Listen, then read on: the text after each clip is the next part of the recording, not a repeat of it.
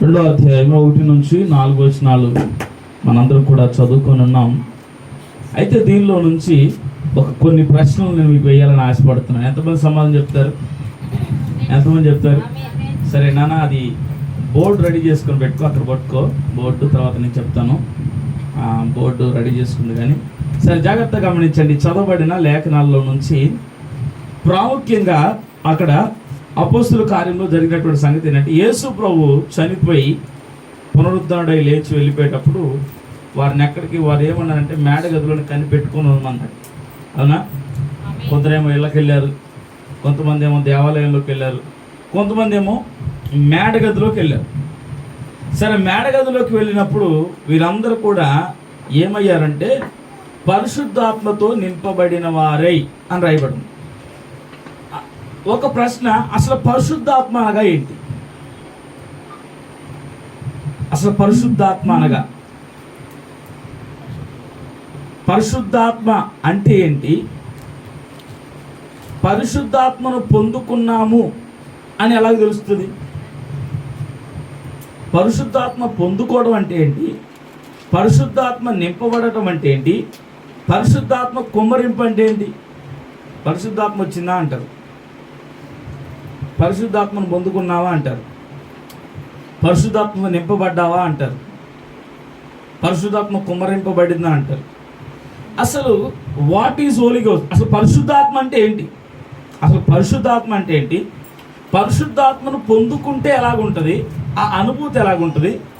పరిశుద్ధాత్మ పొందుకోవడం అంటే ఏంటి? నింపబడడం అంటే ఏంటి? కుమ్మరింపబడడం అంటే ఏంటి? చెప్పగలరా ప్రశ్న సమాధానాలు?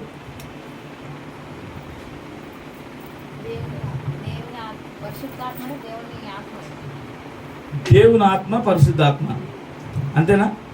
దేవుని ఆత్మే పరిశుద్ధాత్మ. దేవుళ్ళు ఎంతమంది? తండ్రి ఎవరు? కుమారుడు ఎవరు? పరిశుద్ధాత్మ ఎవరు? మరి వీరు ముగ్గురులో దేవుడు ఎవరు?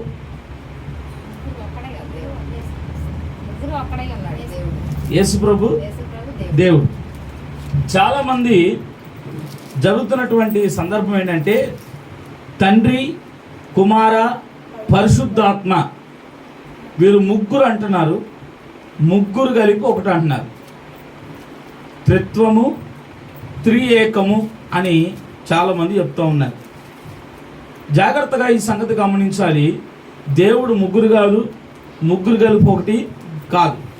బైబిల్లో ఎక్కడ కూడా దేవుడు ముగ్గురు అని రాయబడలేదు, త్రిత్వము అనే మాట రాయబడలేదు, ముగ్గురు కలిపి ఒకటని ఎక్కడ కూడా రాయబడలేదు. అయితే దేవుడు ఆయా సందర్భాల్లో, చాలామంది చెప్పేది ఏంటంటే ఆయా సందర్భాల్లో అక్కడక్కడ దేవుడు ముగ్గురుగా కనబడుతున్నాడు, యేసు ప్రభువే తండ్రి అని ప్రార్థన చేశాడు అని చాలా చాలా వివరణాత్మకమైనటువంటి ఆ రెఫరెన్స్లు చూపిస్తూ ఉంటారు. అయితే నేనంటాను, దేవుడు వాడి కళ్ళకు గుడ్డితనాన్ని కలగజేశాడు అంటారు. ఎందుకంటే వాక్యం అంట జ్ఞానులకు అర్థం కాలేదంట, సామాన్యులకు అది అర్థమైంది. జ్ఞానులను సిగ్గుపరుచినట్లుగా సామాన్యులకు దీన్ని బయలుపరిచాడు. ఈరోజున బైబిల్ ట్రైనింగ్లు చేసి ప్రతి వాళ్ళు ఏం చేశారంటే త్రిత్వము, త్రియేకత్వము అని తప్పుడు రకమైనటువంటి ఆలోచనలు తీసుకొస్తూ ఉన్నారు మనుషుల మీద. అయితే జాగ్రత్తగా గమనించండి, తండ్రి వేరు కాదు, కుమారుడు వేరు కాదు, పరిశుద్ధాత్మ వేరు కాదు, ముగ్గురు కాదు, ఆయన ఒక్కడే. అయితే ఆయనలో ఉన్న కార్యాలు మూడు. ఇలాంటి ఆయనలో ఉన్న కార్యాలు మూడు. ఆయనకు తండ్రి అయ్యే స్వభావం ఉంది, ఆయన కుమారవగలిగే స్వభావం ఉంది, ఆయన పరిశుద్ధాత్మగా ఉన్నాడు. దేవుడు ఆత్మ కనుక ఆయన ఆరాధించువారు ఆత్మతోనూ సత్యముతోనూ ఆరాధించమని దేవునికి వాక్యం తెలియజేస్తూ ఉంది. కాబట్టి మొట్టమొదటిగా దేవుడు ఎవరంటే ఆత్మ. దేవుడు ఎవరంట? ఆత్మ. కనుక దేవుడు ఆత్మగా ఉన్నాడు కనుక ఈ ఆత్మ అయినటువంటి దేవుడు ఒక చట్టాన్ని రాశాడు, ఒక చట్టాన్ని రాశాడు. ఇప్పుడు ఆ చట్టం నెరవేర్చబడాలంటే తప్పనిసరిగా ఆయన మానవ రీతిగా భూమి మీదకి రావాలి. మరణ శాసనం రాసిన వాడు మరణిస్తేనే కానీ ఇది చెల్లదని బైబిల్ హెబ్రీ రాసిన పత్రికలో చెప్తుంది. అంటే జాగ్రత్తగా గమనించే మరణ శాసనం రాసిన వాడు ఎవరు? ప్రభువైన యేసు. మనం పాత నిబంధన చూస్తే తండ్రి అయిన దేవుడు యెహోవా దేవుడు అంటారు. మొన్నే చెప్పాను, యెహోవా అంటే అది పేరు కాదు అని. యెహోవా అంటే అది పేరు కాదు. ఇప్పుడు యెహోవా దేవుడు లేదంటే తండ్రి అయిన దేవుడు మరణ శాసనం రతి పండు తిన్న దినము నిత్యముగా చచ్చేదవు, ఇదే మరణ శాసనం. ఇప్పుడు ఇది రాసిన వాడు చావాలి. ఇప్పుడు చనిపోయిన వారు ఎవరు? యేసుక్రీస్తు. మరి ఇప్పుడు ముగ్గురు దేవుళ్ళు అయితే తండ్రి చనిపోలేదుగా, తండ్రి మరణ శాసనం రాశాడు, మరి తండ్రి చనిపోలేదుగా. తండ్రి చచ్చిపోకపోతే మరి బైబిల్ కరెక్ట్ కాదుగా. అంటే జాగ్రత్తగా గమనించండి. అంత మాత్రమే కాదు, యెషయా ద్వారా చెప్పిన రీతిలో యెషయా గ్రంథంలో చెప్పినట్లుగా ఆయన పొందిన దెబ్బల చేత మనకి స్వస్థత, మనకు విడుదల. ఇప్పుడు దేవుడు ఆత్మ దెబ్బలు తినగలిగిద్దా? ఆత్మ రక్తం కార్చిద్దా? ఇప్పుడు ఏం చేయాలి? రక్తం కార్చాలి. ఆత్మ నలగొట్టబడాలి. ఆత్మకు గాయము కావాలి, అంటే గాయం అవ్వాలి. ఇప్పుడు ఆ పొందిన రక్తం చేత మనకు స్వస్థత రావాలంటే ఆత్మ ఏం చేయాలంటే ఏదో ఒక రూపాన్ని ధరించుకొని భూమి మీదకి రావాలి. అయితే ఏదో ఒక రూపాన్ని భూమి మీదకి వస్తే మనుషుడు దాన్ని అర్థం చేసుకోలేడు. అదవుతుందా? మనిషి రూపంలో వస్తేనే మనిషి అర్థం చేసుకోవాడు. ఇప్పుడు కుక్కను గుర్తుపట్టింది, అవునా? మనిషిని గుర్తుపడతాడు. రక్త మాంసము కలిగినటువంటి మనిషి రూపంలో యేసుక్రీస్తు ప్రభువారు ఆయనే తానంతట తానుగా, ఆయన స్వయం సంభూతుడు, ఆయన ఎవరూ కలుగజేయలేదని. ఆయనకే ఆయన కన్యమర్య గర్భంలో ఒక రక్త బిందువుగా, రక్త కణముగా వెళ్ళి ఏమేడంట శిశువుగా బయటకు వచ్చాడు. ఆమె పరిశుద్ధాత్మ వలన గర్భము ధరించను అని రాయబడింది. పరిశుద్ధాత్మ వల్ల మరియ గర్భం ధరించింది. ఇప్పుడు ఆమె పరిశుద్ధాత్మ వల్ల మరి గర్భం ధరిస్తే ఇప్పుడు యేసు ప్రభు పుట్టాడు. ఇప్పుడు యేసు ప్రభుకి తండ్రి ఎవరు అవుతారు? పరిశుద్ధాత్మ అవుతాడు. ఇప్పుడు యేసుక్రీస్తుకి తండ్రి పరిశుద్ధాత్మ అయితే మన ఆల్రెడీ తండ్రి అయిన దేవుడు అంటే యేసు ప్రభుకి ఇద్దరు తండ్రులుగా. యేసు ప్రభుకి ఇద్దరు తండ్రులు అవుతారుగా. తండ్రి అయిన దేవుడు మరియు పరిశుద్ధాత్మ వల్ల గర్భం ధరించింది. ఇప్పుడు యేసుక్రీస్తుకి తండ్రి పరిశుద్ధాత్మ అవుతాడు.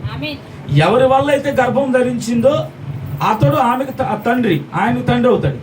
పరిశుద్ధాత్మ వల్ల మరియమ్మ గర్భం ధరించింది కనుక ఇప్పుడు యేసుకు తండ్రి ఎవరు అవుతారు? పరిశుద్ధాత్మ అవుతారు. మరలా తండ్రి అయిన దేవుడు ఉన్నాడుగా, తండ్రి అయిన దేవుడు ఉన్నాడుగా. అప్పుడు మరి యేసు ప్రభు జన్మే తప్పుగా. ఇప్పుడు ఒక కుమారుడికి ఒక కుమార్తెకి ఇద్దరు తండ్రులు ఉన్నారనుకోండి, ఆ జన్మ తప్పు కదా. అంటే ఇప్పుడు ముగ్గురు దేవుళ్ళు, ముగ్గురు కలిపి ఒకటి అనేవాడు యేసుక్రీస్తు. నీ కొరకు నా కొరకు కలవలసిన రక్తం గార్చిన యేసుక్రీస్తునే తప్పుడు జన్మగా సృష్టించిన వాడు. కాబట్టి ఇటువంటి బోధనకు మనం జాగ్రత్తగా చాలా దూరంగా ఉండడం చాలా మంచిది. త్రిత్వము, త్రియేకత్వం అనేటువంటి వాటికి మనము చాలా దూరంగా ఉండాలి. తండ్రి అయిన దేవుడు వేరు కాదు, కుమారుడైనటువంటి దేవుడు వేరు కాదు, పరిశుద్ధాత్మ అనేటువంటి దేవుడు వేరు కాదు. వాళ్ళు ముగ్గురు కాదు, ఆయన ఒక్కడే. ఆయన ఒక్కడే. ఆయనే తండ్రిగా, ఆయనే కుమారుడుగా, ఆయనే పరిశుద్ధాత్మగా మ్యానిపులేట్ అయ్యాడు. అంతే, మ్యానిపులేట్ అయ్యాడు అంటే తండ్రి నుంచి కుమారుడు స్థానానికి వచ్చాడు. తండ్రి స్థానం నుంచి ఆయన చేయాలనుకున్న పని అంతటిని, తండ్రిగా ఉండి ఆయన చేయాలనుకున్న పని అంతటిని కుమారుడుగా వచ్చాడు.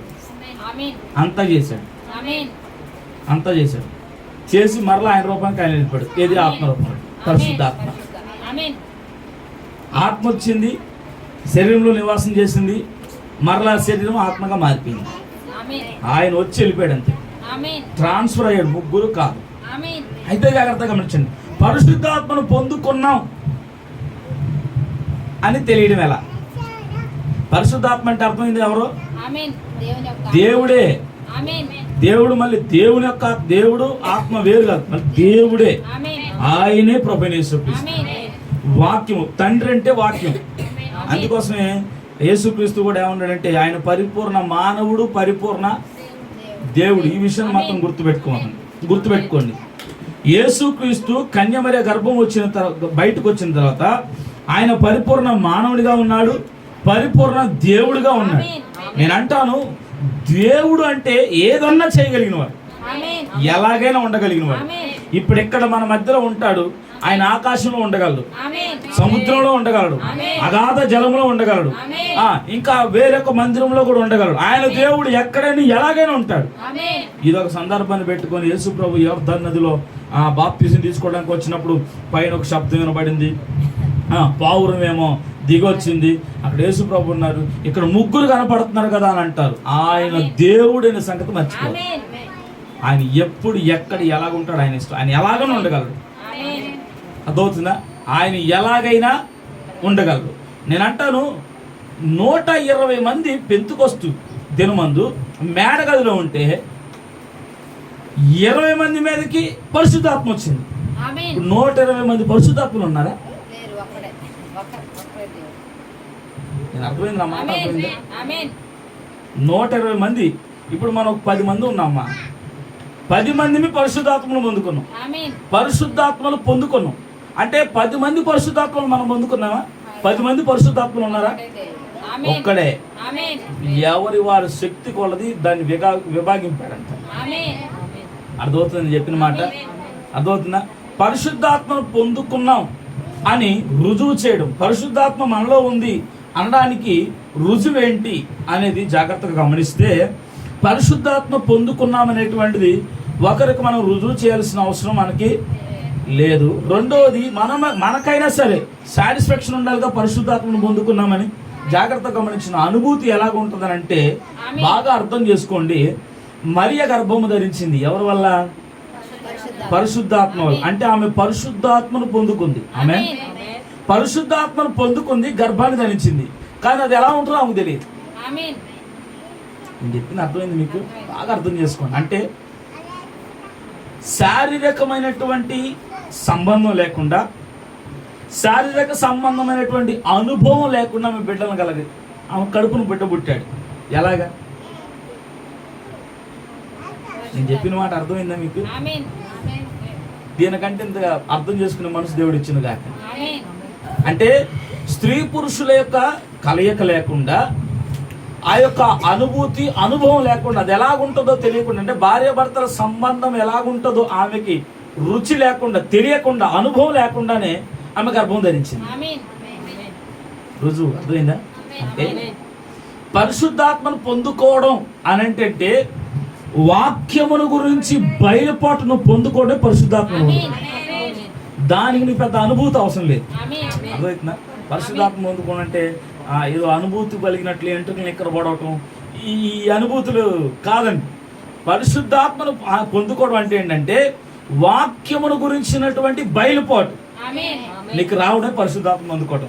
అందుకోసం పేతురుతో అంటాడు కదా, పేతురు వాళ్ళు ఏమనుకున్నారంటే ఏలియా అన్నారయ్యా, లేదంటే పలానా ప్రవక్తలు ఒకటి అనుకుంటున్నారంటే. సరే కానీ నువ్వేమనుకుంటున్నావు? సర్వోన్నతిన దేవుని కుమారుడు అని చెప్తాను. ఇది నీకు రక్త మాంసం వల్ల బయలుపరిచింది కాదు కానీ నా తండ్రి నీకు బయలుపరిచాడు. అంటే వాక్యమును గురించిన బయలుపాటు పేతురులో ఉండింది. అంటే ఆయన అప్పటికే పరిశుద్ధాత్మ పొందుకొని ఉన్నాడు. అంటే ఆ పరిశుద్ధాత్మ పొందుకునే అనుభూతి ఎలా ఉంటుంది అని తెలియదు.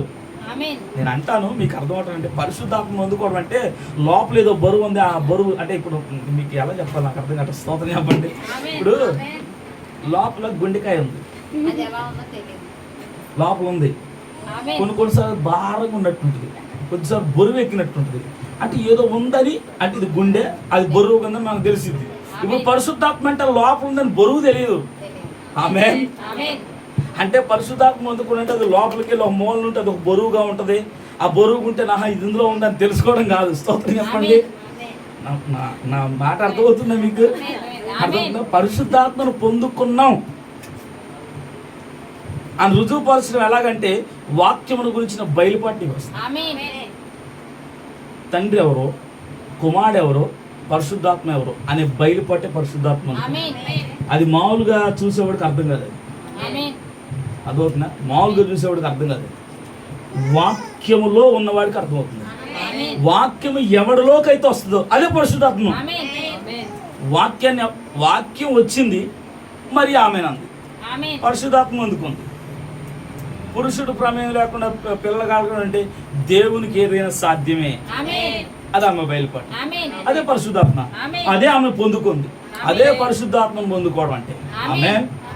అర్థమవుతుందా? పరిశుద్ధాత్మ.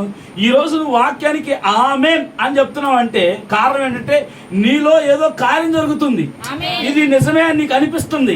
అనిపించగా పరిశుద్ధాత్మ. అర్థమైంది నీ రుజువు? అర్థమవుతుందా? ఇప్పుడు నీ తండ్రి దేవుడు ఒక్కడే అన్నా, నీకు అది అర్థం కావట్లా. అందరూ ముగ్గురు అంటే ఈయన ఒక్కడే అన్నాడు, నువ్వు ఆమెన్ చెప్పట్లా. అంటే నీలో ఇంకా ఆ ఆత్మ వెళ్ళలా, ఆ బయలుపోటు రాలా, ఆ ప్రత్యక్షత రాలా, కనుక ఆమెన్ చెప్పలేకపోతున్నాం. అదే కనుక వాక్యాన్ని టచ్ అయిందనుకో, స్పార్క్ ఇగ్నిట్ అవుతుంది. అర్థం చెప్పిన మాట. వైర్ ఉంది, కరెంట్ వైర్. ఈ కరెంట్ వైర్ తగిలితేనేగా వెలుగు వచ్చేది. ఇప్పుడు ఈ కరెంట్ ఉంది, ఇక్కడ కరెంట్ ఉంది, నీలో కరెంట్ ఉంది, నాలో కరెంట్ ఉంది. ఇప్పుడు నాలో వచ్చినటువంటి కరెంట్ ఇలా వచ్చినప్పుడు, అది నిన్ను తాగినప్పుడు నీలో కూడా అదే కరెంట్ ఉంది అనుకో, రెండు టాప్ మన శబ్దం అవుతాయి. అదే ఆమె, అదే పరిశుద్ధాత్మ. లేదు నీలో ఈ కరెంట్ కనుక నీలో లేదనుకో, ఇది ప్లస్ మైనస్ అంటే ఎలా ఉంటుంది చెప్పండి? చప్పగా ఉంటుంది. ఇక వెలుగు ఉండదు, వెలుగుని గురించిన విషయాలు ఉండవు. నేను లోకానికి వెలుగై ఉన్నాను దేవుడు చెప్పాడు. వెలుగు అంటే ట్యూబ్ లైట్ కాదు. స్తోత్రం చెప్పండి అమ్మా. ట్యూబ్ లైట్లు కాదు. అంటే దానికి నువ్వు దేవుడు వెలుగై ఉన్నాడు అని దానికి నువ్వు ఆమెన్ చెప్తున్నావు అంటే నీకేం తెలుసు అని చెప్తున్నావు? నాకు తెలియదు, లోపల చెప్పేస్తున్నా ఆమెన్. అదే పరిశుద్ధాత్మ, అదే నీకున్న అనుభవం, అదే నీకున్న బయలుపాటు. ఆ బయలుపాటే పరిశుద్ధాత్మ. పరిశుద్ధాత్మ పొందుకున్నావు అనడానికి రుజువు ఏంటంటే వాక్యాన్ని నువ్వు అంగీకరిస్తున్నావు, వాక్యాన్ని స్వీకరిస్తున్నావు. ఇది నిజమే అని నువ్వు అంగీకరించడమే పరిశుద్ధాత్మ పొందుకోవడం. ఈ వాక్యం నువ్వు తిరస్కరించావు అనుకో, పరిశుద్ధాత్మ అందులోనే. అర్థమైంది నేను చెప్పిన రుజువు?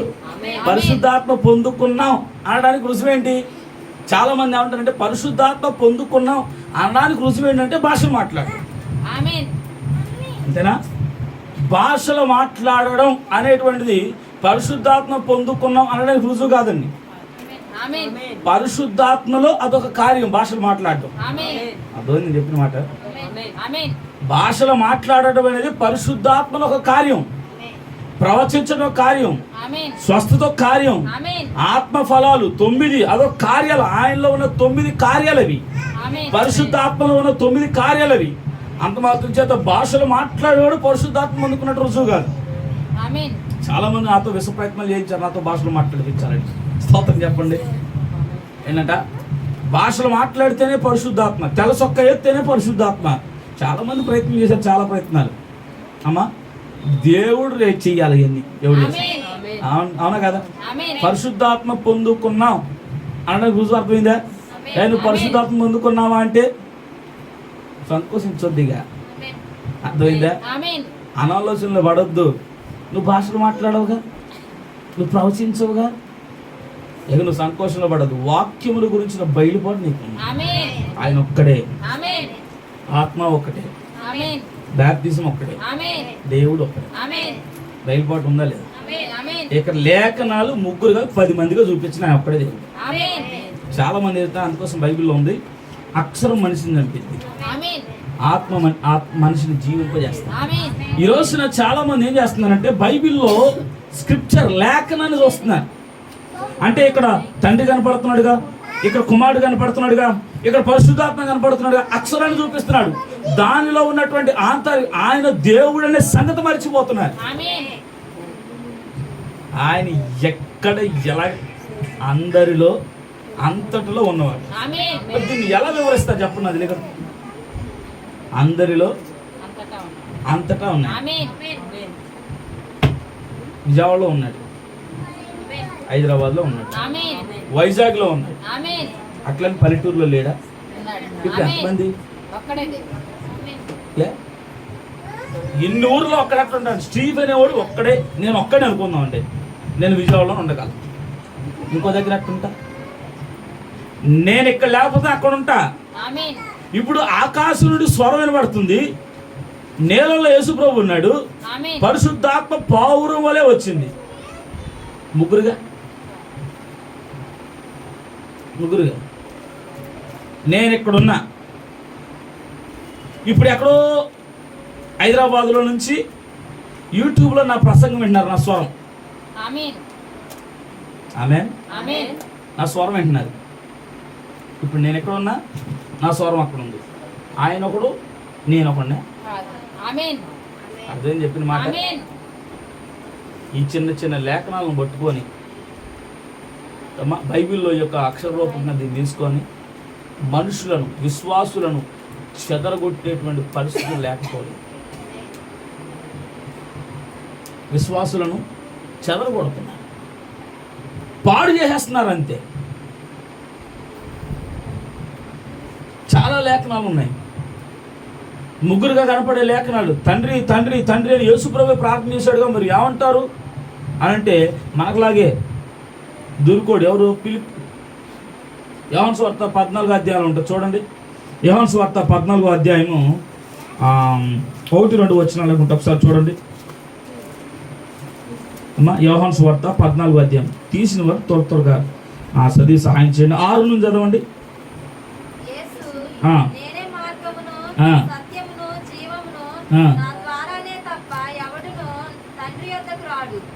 అక్కడ నిమిషమా. యేసు నేనే మార్గమును సత్యమును జీవమును నేనే అన్నాడు. నేనే ఎందుకు అన్నాడు? తండ్రి భయపడేవాడు. తండ్రి అని ఒక దేవుడు ఉంటే కుమారుడు తండ్రికి భయపడతాడు. నేనే ఇవన్నీ ఇచ్చేది. ఈయనే అన్నాడు, నా తండ్రి నన్ను పంపించాడు, నా తండ్రి పని నేను చేయడానికి వచ్చా, నా తండ్రి ఏది చెప్పినా నేను అది చేస్తా, నా తండ్రి చెప్పింది నేను చేయను. తండ్రి తండ్రి తండ్రి అని బంద్ చేసిన యేసుప్రభువే మరి నేనేను ఎందుకు అన్నాడు? గర్వం కదా. సరే, వాళ్ళ టైప్లో ఆలోచిద్దాం, ముగ్గురు దేవుళ్ళ టైప్లో ఆలోచిద్దాం. ఇప్పుడు నేను తండ్రి కంటే ఎక్కువగా ఎంచుకున్నాడు. నేనే జీవాన్ని ఇచ్చేది, నేనే ఆరోగ్యాన్ని ఇచ్చేది, నేనే స్వస్థ ఇచ్చేది, నేనే అంటే తండ్రి తక్కువడేనే. ముగ్గురు బోధల గురించి చెప్తున్నా, త్రిత్వము బోధించేవాడు గురించి చెప్తున్నా. ఇప్పుడు త్రిత్వం బోధించేవాడు అంటే యేసు ప్రభు కుమారుడైతే, తండ్రి దేవుడైతే, ఇప్పుడు తండ్రిని కుమారుడు అవమానిస్తున్నట్టేగా. మా తండ్రి దగ్గర అంత సీన్ లేదా? మా తండ్రి దగ్గర ఉన్న బలం మా తండ్రి దగ్గర లేదు. నేనే మార్గం, నన్ను నమ్ముకుంటా, నేనే సత్యం, నా దగ్గర రండి, నేనే జీవం. ఇక్కడ చెప్పినట్టేగా. ఆమేన్. అర్థమైంది నేను చెప్పే మాట? చదువు.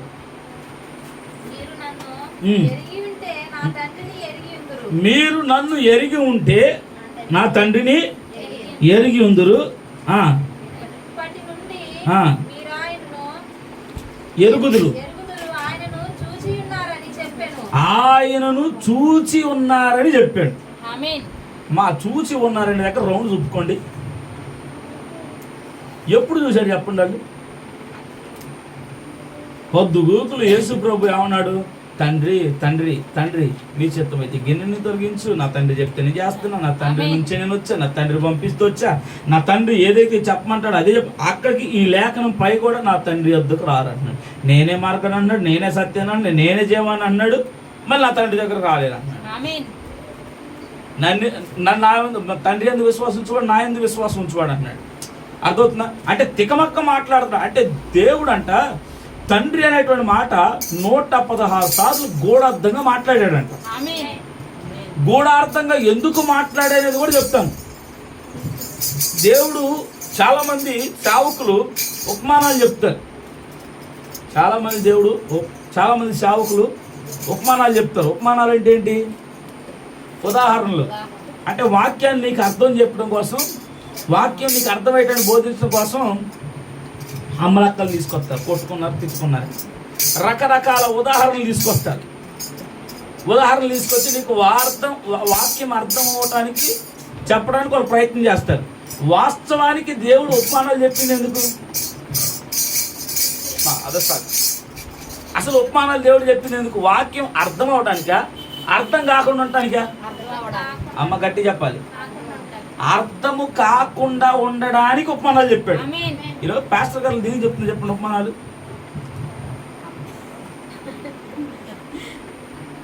ఏం చెప్తున్నారు? అర్థం అవడానికి చెప్తున్నారు. మరి దేవుడేమో ఉపమానాలు అర్థం కాకుండా చెప్ప. ఎందుకంటే తండ్రి గురించినటువంటి సంగతులు అందరికి అర్థం అవ్వకూడదు, ఆయన చిత్తంలో ఉన్న వారికి మాత్రం అర్థం అవుతుంది.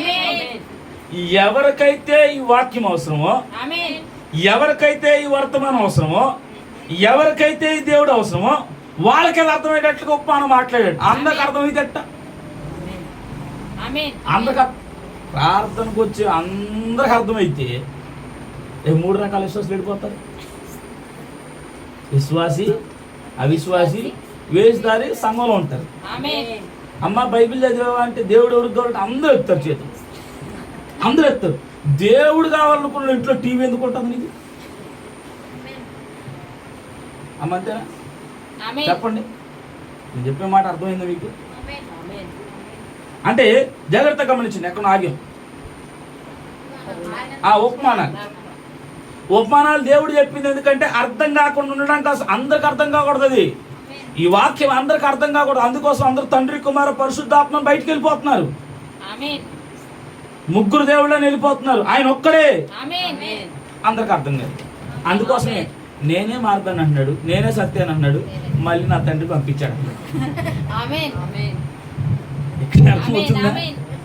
ఏమన్నాడు ఒకసారి చదవండి, అక్కడ చదువునమ్మా.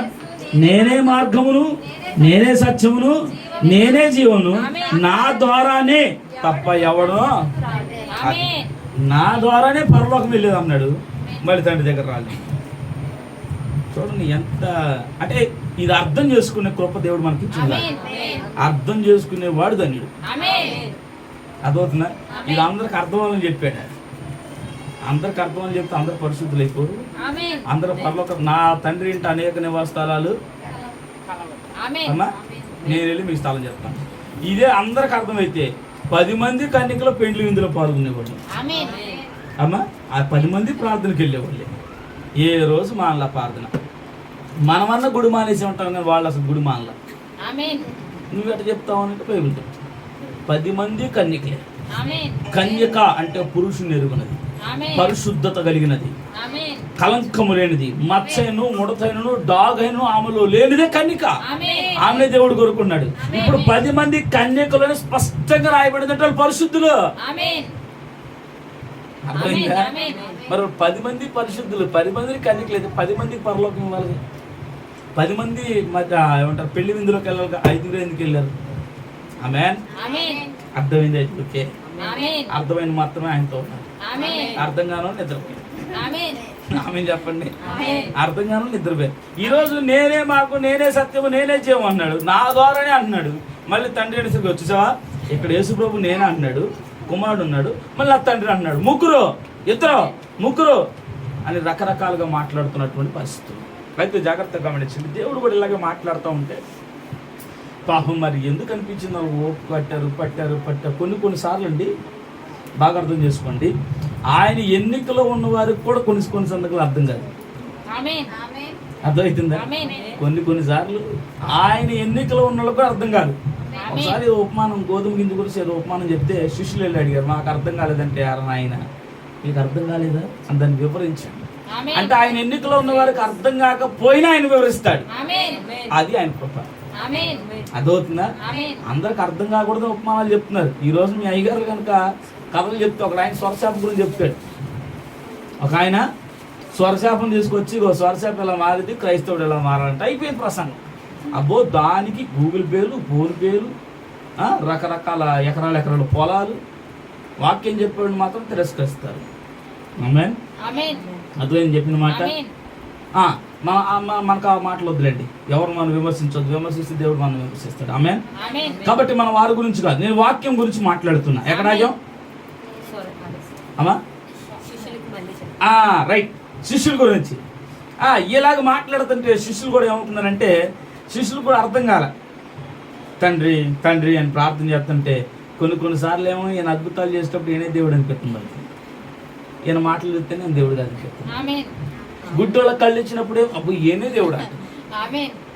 ఆయన తండ్రి అన్నప్పుడు అమ్మ నేను దేవుడు కాదు అనిపిస్తుంది. చచ్చిపోయిన లేపినప్పుడు అబ్బో ఏనే దేవుడు అనిపిస్తుంది. కొండ మీదకి వెళ్ళి తండ్రి అని ప్రార్థన చేస్తున్నప్పుడు మళ్ళీ ఏ దేవుడు అని అనిపిస్తుంది. అర్థమవుతుందా? అర్థం తలకిక్కున్నారు. ఇక పట్టుకోలేక కడుపు పట్టలేక అడిగేశాడంట.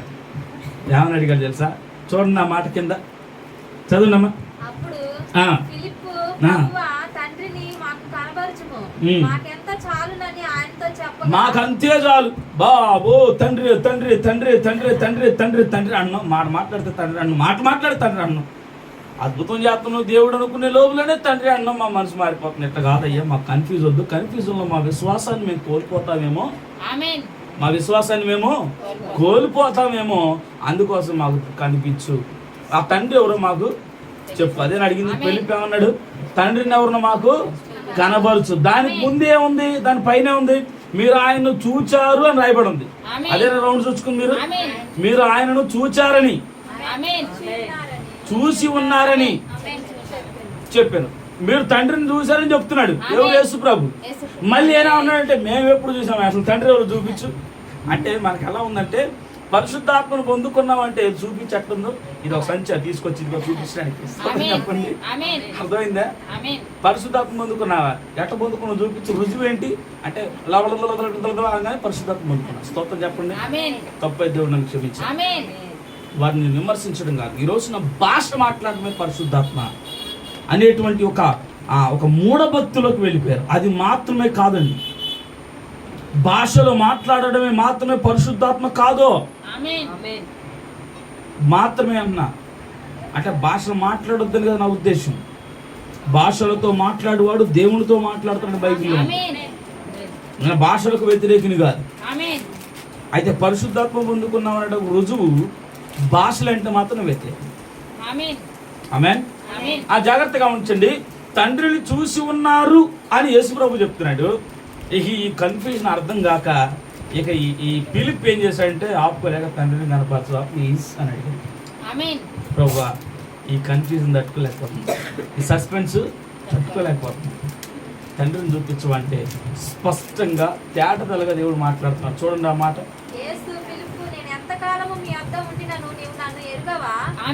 యేసు అంటున్నాడు, పిలుపు నేను ఇంతకాలం మీ మధ్యనే ఉన్నా, నన్ను అడగలేదా? నేనే తండ్రిని, ఇంతకాలం మీ మధ్యలో ఉన్నా, ఇంకా నువ్వు నన్ను అడగలేదు నేను తండ్రినని, నేనే కుమారుడినని, నేనే పరిశుద్ధాత్మనని, ఇంకా నువ్వు ఎరగలేదా? చూడండి ఎంత స్పష్టంగా మాట్లాడుతున్నాడు. నన్ను చూసిన వాడు నేను చూస్తే నా తండ్రి చూసినట్టు. ఎందుకంటే నేనే ఆయన, నేను మ్యానిపులేట్ అయ్యా. ఆత్మగా ఉన్న ఆయన్ని కుమారుడిగా వచ్చాను, ఆయన్నే నేను.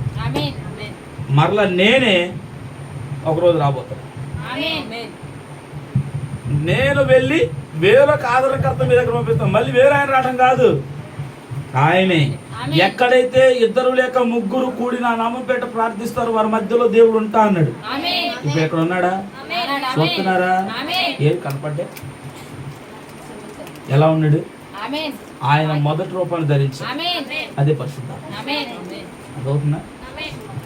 కుమారుడిగా ఉన్నప్పుడు ఈ కళ్ళు చూడగలిగినాయి, ఈ రక్త మాంసంతో ఉన్నప్పుడు కుమారుడిని చూడగలిగినాయి. ఇప్పుడు ఆయన వెళ్ళి మళ్ళా పరిశుద్ధాత్మగా ఆయనే వచ్చాడు. అందుకోసం ఇప్పుడు ఇక్కడ ఆయన మన మధ్యలో ఉంటున్నాడు, కానీ మన కళ్ళు ఆయన చూడట్లేదు. ఉన్నాడని నమ్ముతున్నాం, కానీ ఆయన మనం చూడట్లేదు. ఎందుకు చూడట్లేదు అంటే ఆయన మన రూపంలో లేడు. ఆయన మన రూపంలో ఉంటే మన కళ్ళకు కనబడేది. ఆయన రూపాన్ని ధరించుకున్నాడు. ఆయన రూపం ఏంటంటే దేవుడు ఆత్మ. ఆమేన్. ఆయన పని ముగించుకుని ఆత్మగా దిగి వచ్చాడు. అర్థమవుతుందని చెప్పిన మాట అర్థమైందా? ఇప్పుడు తండ్రి వేరు కాదు, కుమారుడు వేరు కాదు, పరిశుద్ధాత్మ వేరు కాదు, ఆయనే దేవుడు. ఇప్పుడు తండ్రి ఎవరు అర్థమైపోయిందా? రైట్. పరిశుద్ధాత్మ పొందుకున్నాం రుజువు అర్థమైందా? ఇప్పుడు నింపబడటం అంటే చూడండి. టైం తిన్నాను 8:30 ముగించాలి. స్తోత్రం చెప్పండి. 2 విషయాలు టక్కడే చెప్పి మేము ముగిస్తాం. అపోస్తలుల కార్యం 2వ అధ్యాయంలో ఏముంది? అక్కడ నింపబడడం ఏముంది? నింపబడడం ఏంటంట? నింపబడటం ఉంది. అదే అపోస్తలుల కార్యము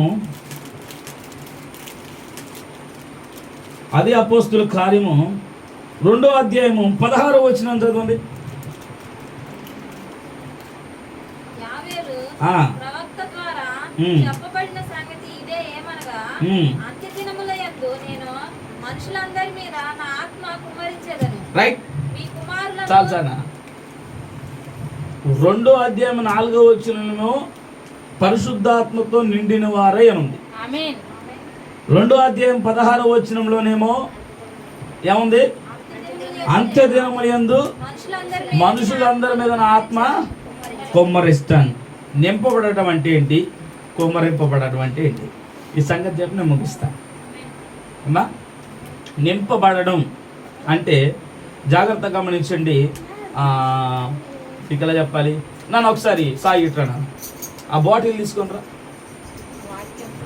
రైట్, నింపబడడం అంటే అక్కడ అక్కడ ఆ బాటిల్ ఇచ్చి నింపబడడం అంటే ఇక్కడ నిలబడి, పక్కన పెట్టేసి, బాటిల్ పక్కన పెట్టేసి. నింపబడడం అంటే ఇదిగో చూడండి, పట్టుకో.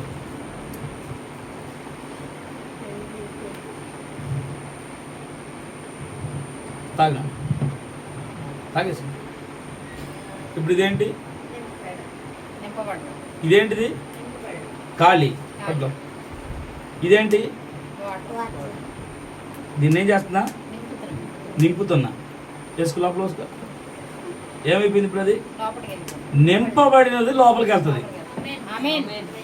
నింపబడడం అంటే ఇప్పుడు కొమ్మరించడం. పట్టుకున్నట్టుగా. రైట్, ఇదేంటి? ఇదే చెట్టుపెట్ట, ఇదే డప్పడప్ప, ఇదే రప్పరప్ప. చప్పట్లు కొట్టి ఓ గలగలగలగలక చప్పట్లు కొట్టి ఎగిరి గంతులేసి చున్ని ఎగిరిపోతుందో, బయట ఎగిరిపోతుందో, మనుషుల మీద పడుతున్నావో, వాళ్ళని కొడుతున్నావో, ఏళ్ళని కొడుతున్నావో తెలియకుండా రపరప డప్పడప్ప అంటుంది. ఇదే కొమ్మరించడం. అంత్య దినములు యందు అందరి మీద ఇదే కొమ్మరెత్తున్నానంట. ఎందుకంటే మనుషులు ఎలాంటి అంటే మూర్ఖులు అంట, అవిధేయులు, అంధులు, ధనాపేక్ష కలిగిన వారు, మూర్ఖులు, ఇంకేమో రాబోయే భయంకరంగా భయం ఉన్నాయి కదా, ఏమని? స్వార్థ ప్రియులు, ధనాపేక్ష కలిగిన వాడు, బెంకమలాడేవాడు అంటే అబద్ధాలు ఆడేవాడు. వీళ్ళ బొందుకుంటారు పరిశుద్ధాత్మ డింగ్ డింగ్ అని కొడతారు. ఇదే నింపబడి కొమ్మరెంటు అంటే. దీనివల్ల ఏమైనా ప్రయోజనం ఉందా? దీనిలో ఏమైనా ప్రయోజనం ఉందా? ఇదే కొమ్మరించడం, అది నింపబడటం. నింపబడటం ప్రయోజనమా? కొమ్మరింపడం ప్రయోజనమా? నింపబడుట ప్రయోజనం. అందుకొరకు వారు శక్తి కొలది మాట్లాడారంట. నాలుకలుగా విభాగింపబడిన తర్వాత వారు శక్తి కొలది ప్రగతి బూదిగాంతముల వరకు వెళ్ళి సువార్త ప్రకటించారు. ఎప్పుడైతే నువ్వు పరిశుద్ధాత్మతో నింపబడతావో, ఈ వాక్యం నీలోకి వెళ్తుందో కార్యం జరిగింది. దాహం తీరిద్ది. నీ లోపల దాహం ఎత్తుంది. లోపలికి వెళ్తే తీరిద్దా? మొహం మీద వెళ్తే తీరిద్దా? ఆమేన్. పరిశుద్ధాత్మ నింపబడటం అంటే కూడా అంతే. ఎప్పుడైతే పరిశుద్ధాత్మతో నింపబడ్డారో భూదిగాంతంలో సువార్త ప్రకటించారు. మరణాన్ని కూడా కేర్ చేయాలి. ఈరోజు నీవు నేను అలాగే తయారన్నా. పరిశుద్ధాత్మ అందుకోవాలంటే చప్పులు కొద్ది భాషలు మాట్లాడే దాన్ని తప్పు పట్టట్లేదు, అయితే నన్ను క్షమించాలి. అది కాదు. ఈరోజు అబద్ధం ఆడేవాడు భాషలో మాట్లాడుతున్నాడు. భర్త మాట వినని భార్య భాషలు మాట్లాడుతుంది. పరాయి పురుషుడితో అక్రమ సంబంధం పెట్టుకున్నటువంటి ఆమె కూడా భాషలు మాట్లాడుతుంది. అది పరిశుద్ధాత్మ. జాగ్రత్త గమనించండి, అది పరిశుద్ధాత్మే, కానీ కుమ్మరించడం. ఒంటి మీదకి రాగానే ఒళ్ళు నెక్కరపడుతుంది. ఏదో అయిపోయిన ఫీలింగ్ వస్తుంది, మనం లెగిసామనే ఫీలింగ్ వస్తుంది. ఏదో అరుతాడు కాసేపే. అంటే మనం కనుక అయ్యగారు గట్టిగా బోధింతో ఛీ ఈ బ్రతుకు మారాలా అని అనుకొని గుమ్మం వెళ్ళిపోయిన తర్వాత దులిపేత్తమే. గుమ్మం దాటుకొని అక్క బాగున్నావా అని వెళ్తాం కదా, ఆ టైప్ అన్నమాట. పరిశుద్ధాత్మ కుమ్మరింపడం అంటే ఆ కొద్దిసేపు అనుభూతి పొందడం, ఆ కొద్దిసేపు ఆత్మలతో ఆనందించడం, ఆ కొద్దిసేపు నిన్ను నువ్వు మరిచిపోవడం. ఆ కొద్దిసేపు ఉంటే కొద్ది ఆయన నిత్యము నీలో పాపము నీకు రాకుండా ఉండాలంటే, కీడు నీ మీదకి రాకుండా ఉంటే, శాపము నీలో తొలగిపోవాలంటే, అసలు ఒక మాట చెప్పాలంటే నువ్వు ఆయనలా మారాలంటే ఆయన ఎప్పుడు నీలో ఉండాలి. నిలువెత్తు ఆయన రూపంలో మారి నువ్వు నింపబడాలి. అర్థమైందా? పొందుకోవడం అంటే ఏంటో, నింపబడటం అంటే ఏంటో, కొమ్మరింటం అంటే ఏంటో దేవుడు ముందు దీవించింది కాదు. దేవుడు తన మాటలు దీవించింది కాదు. ప్రార్థన చేద్దాం, కళ్ళు మూసుకుందాం.